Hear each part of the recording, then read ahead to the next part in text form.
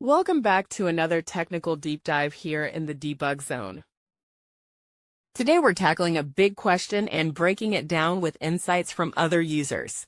Hopefully this clears up some misconceptions and helps you get the answer you need. So buckle up, stay a little curious, and let's jump right in.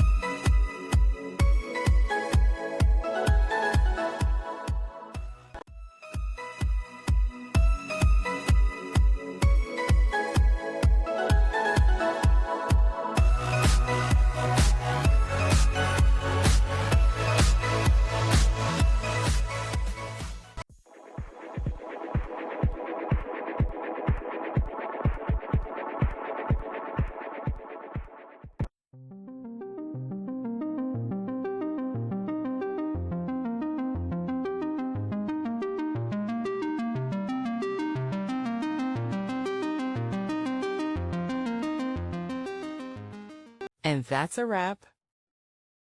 I hope you found the answer you were looking for.